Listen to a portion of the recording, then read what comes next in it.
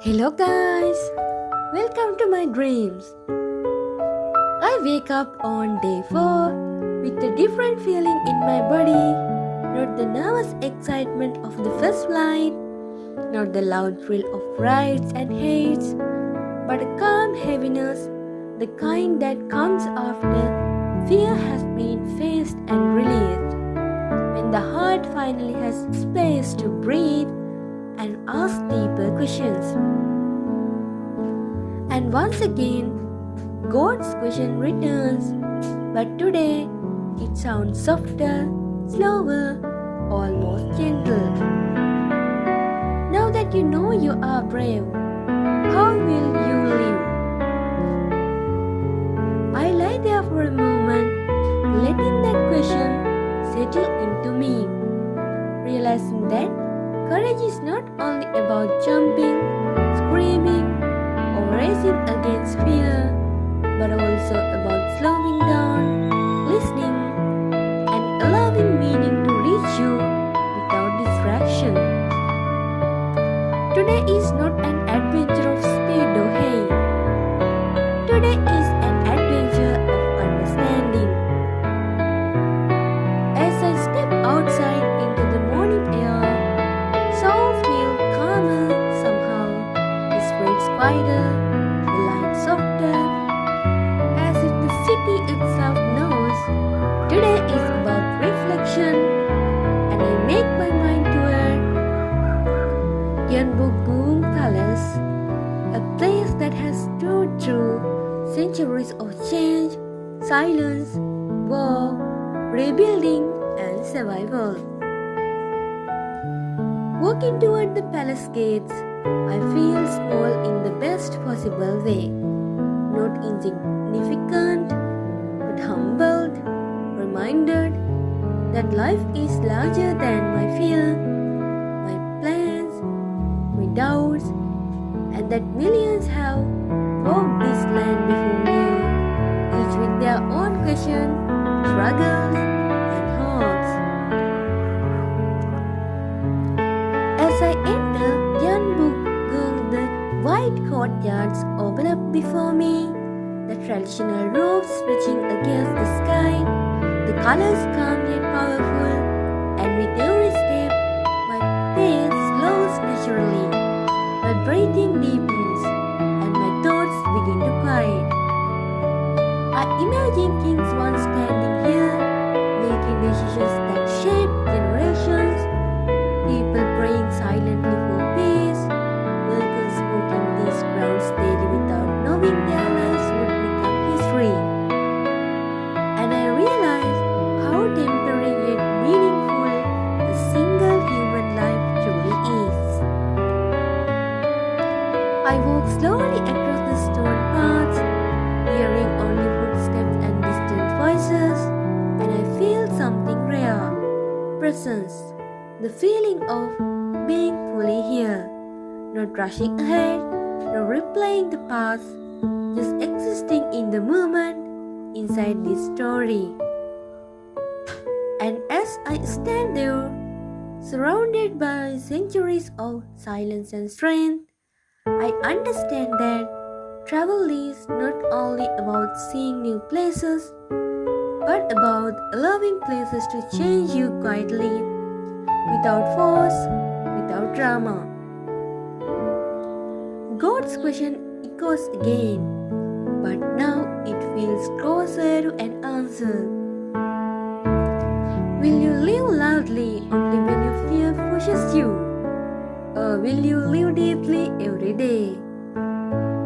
I don't answer out loud, I just keep walking.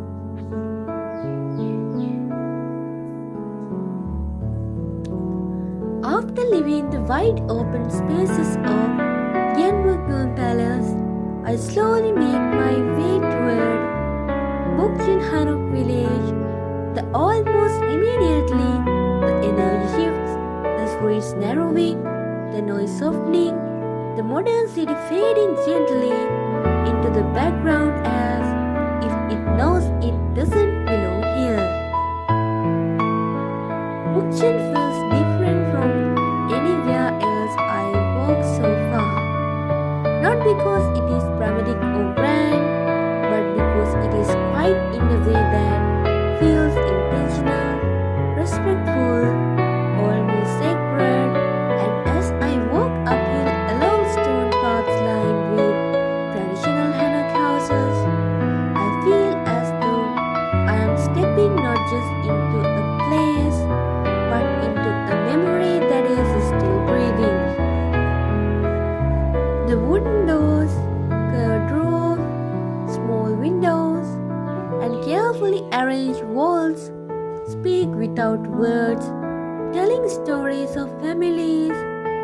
generations, meals shared, prayers whispered, laughter that once filled these homes, and I realized how powerful silence can be when it carries history within it.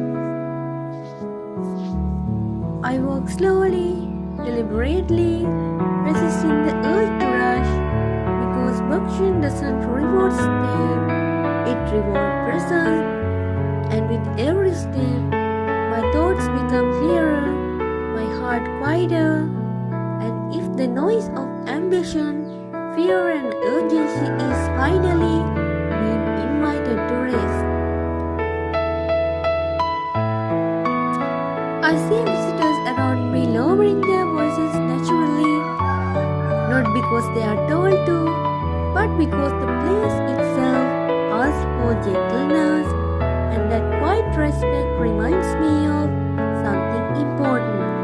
Some parts of life are meant to be protected, not consumed, experienced softly rather than captured loudly.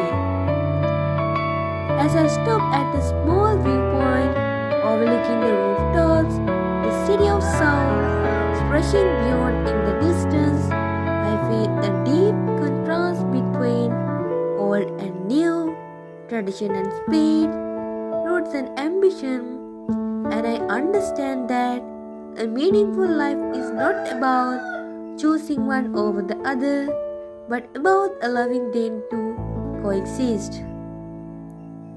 I think about my own roots, where I come from, the values that shaped me, the people who guided me before I even knew where I was going.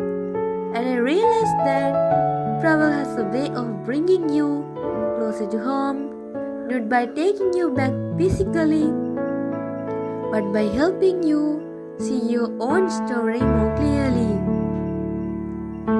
God's question returns once more, but today it no longer feels like a challenge, it feels like guidance. Remember who you are, even as you grow. Stand there for a moment longer, letting that thought settle, feeling gratitude for the past, curiosity for the future, and peace in the present.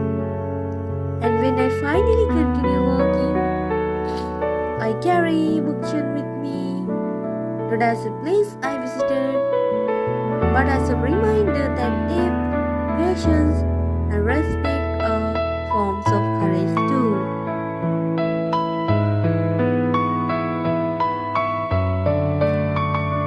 After the quiet reflection of Bhakshan, my body begins to ask for something simple and human, not meaning or symbolism, but warmth, taste, and grounding.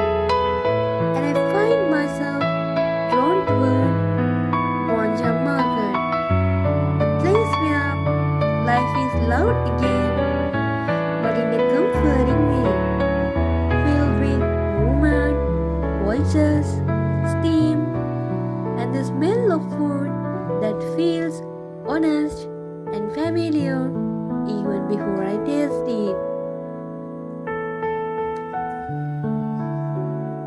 Reminded that the soul also needs nourishment, not just reflection. I walk slowly through the rows of food stalls, watching hands move quickly and confidently, flipping pancakes, slicing vegetables, pouring sauces, moments perfected through years of repetition. And I feel a deep respect for this kind of mastery, quite skill built over time, without applause or attention. I imagine sitting down a small stool, ordering window top, the crispy mug bean pancake, sizzling hot, golden and textured. The smell rich and comforting, and as I take the first bite, I imagine the warmth spreading instantly, filling my mouth, grounding my body, reminding me how powerful simple food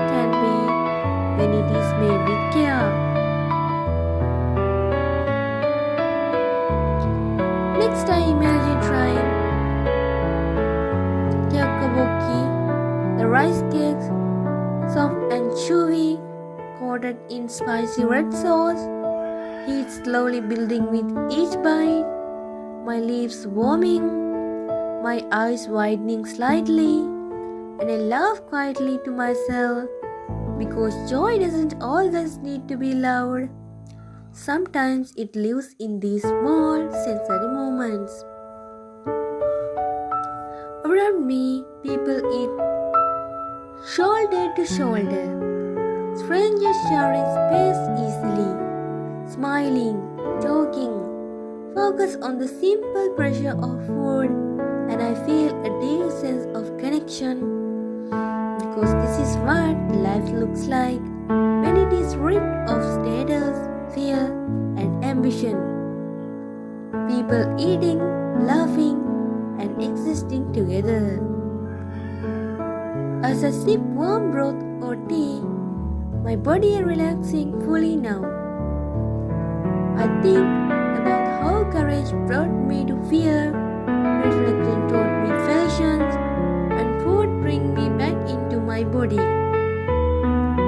And I realized that a full life needs all three: challenge, meaning, and comfort. God's voice returns once again, soft now, almost playful. See how much I have given you, even in small things.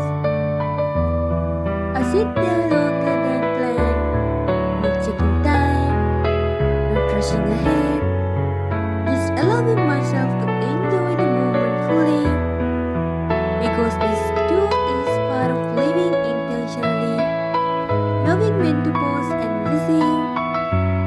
Eventually, as I stand up and step back into the aisle, the ground of the market following me, the warmth staying with me, I feel balanced again, grounded, ready for whatever the evening brings. As evening approaches, the day naturally begins to slow, and I finally myself walking toward Seoul, a place that feels like a gentle bridge between past and present, where tradition is not hidden behind glass, but lived, walked through, and quietly appreciated under soft lantern light. The streets of Isadong are alive but unhurried, filled with art shows, calligraphy stores, handmade crafts, and small tea houses tucked behind wooden doors. And as I walk, my steps soften again, my shoulders relax, and I feel as though the city itself is guiding me toward rest.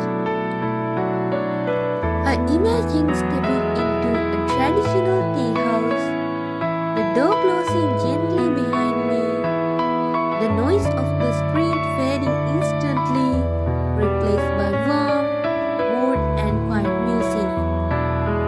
And as I sit down, the cup of tea placed carefully in front of me, stream rising slowly, I feel gratitude settle deeply in my chest.